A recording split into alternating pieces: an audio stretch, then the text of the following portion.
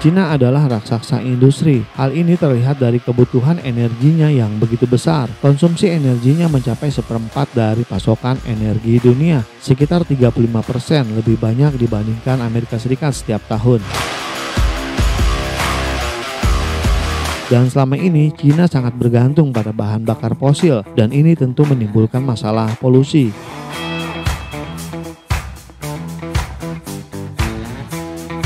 Pemerintah Cina selanjutnya mengupayakan langkah menuju transformasi radikal.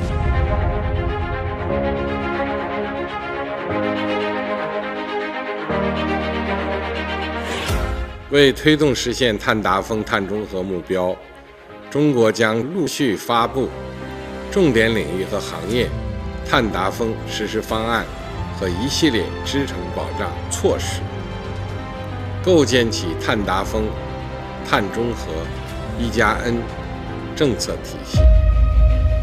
Target Cina untuk bersih dari emisi karbon di tahun 2060 berarti hanya menyisakan waktu sekitar 40 tahun dari sekarang, dan target tersebut belum pernah dicapai oleh negara manapun di dunia ini.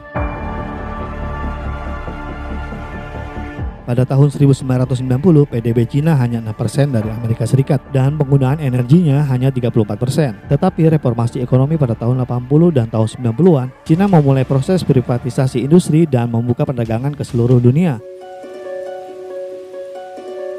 Pada saat Cina bergabung dengan Organisasi Perdagangan Dunia di tahun 2001, saat itu Cina sedang dalam perjalanan untuk menjadi pabrik dunia, dan tentu saja dengan kebutuhan energi yang makin meningkat.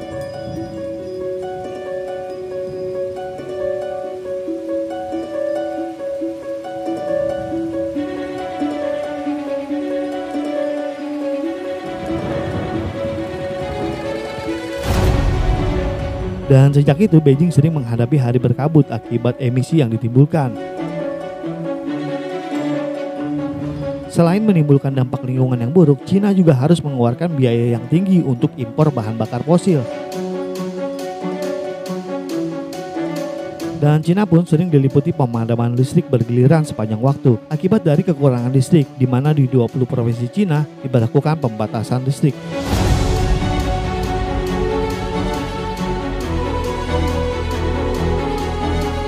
Dan untuk informasi selanjutnya tetap stay tune di channel kami, bukan asal bacot.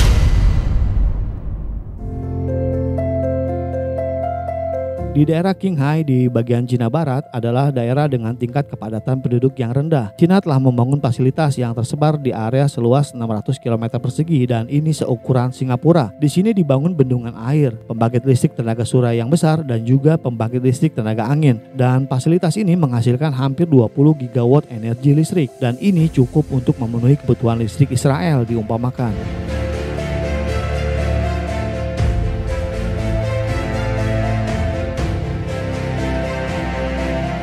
Cina juga menargetkan akan menambah menjadi 1,2 terawatt di tahun-tahun berikutnya, dan kapasitas ini cukup untuk memenuhi kebutuhan listrik Amerika Serikat. Cina juga telah membangun jaringan besar saluran listrik tegangan ultra tinggi dan dirancang untuk menyalurkan semua energi dari wilayah barat ke wilayah populasi industri Cina di wilayah timur. Jaringan besar saluran listrik ini sebenarnya sudah menjawab komitmen Cina menuju energi bersih.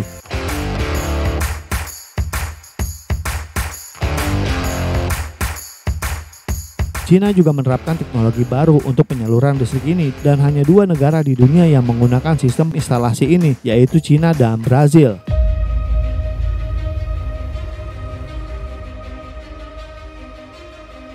Brazil hanya memiliki 2 jaringan, sedangkan Cina 25 jaringan. Dengan menggunakan sistem jaringan kabel ini, maka mengurangi pemborosan daya saat penyaluran aliran listrik. Dan sejauh ini, Cina lagi-lagi memimpin dalam teknologi ini.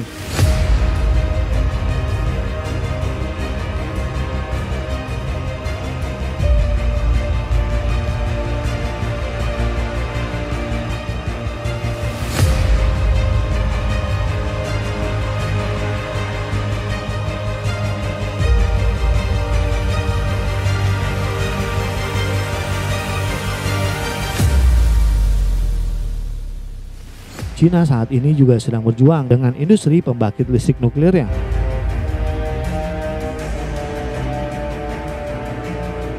Walaupun banyak rintangan peraturan dan opini publik yang negatif tentang pembangkit listrik tenaga nuklir, tetapi ini merupakan sumber energi yang andal dan ramah lingkungan.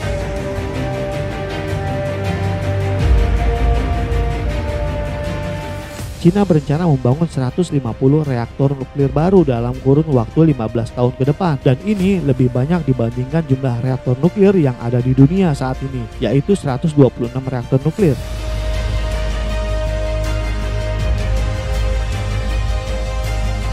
Upaya Cina untuk mendekarbonisasi kemungkinan akan memiliki banyak efek positif bagi pasokan energi di dunia.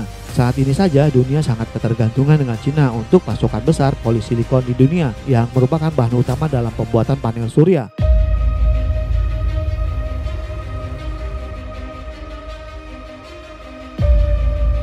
Dan setiap negara di dunia pasti membutuhkan Cina untuk pembuatan jaringan pembangkit listrik tenaga surya. Itu pun tak lepas dari isu dan propaganda barat yang menyatakan bahwa Uighur telah menjadi sasaran kerja paksa, walaupun pihak industri dan pemerintah Cina telah membantahnya.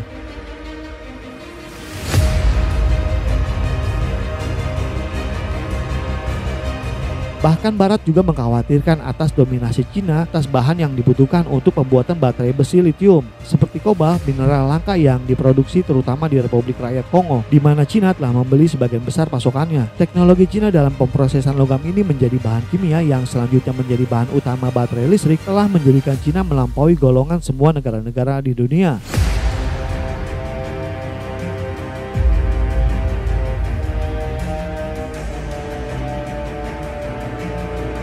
Seperti Eropa yang ketergantungan dengan Rusia untuk pasokan gasnya, dan diprediksi oleh para pakar, Barat dan Eropa pun akan ketergantungan pada Cina untuk bahan baku utama dalam pembuatan energi hijau.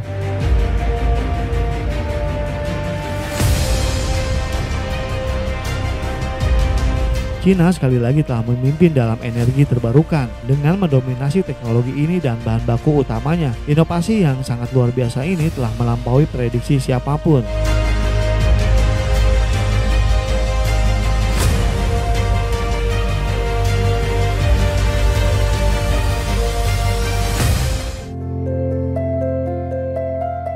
Ketika dunia mulai berpaling dari bahan bakar fosil, Cina telah memposisikan dirinya sebagai raja energi bersih. Tidak hanya mengubah sistem energinya sendiri, tetapi juga rantai pasokan yang dapat membuat dunia bergantung pada Cina untuk kebutuhan energi masa depan tersebut.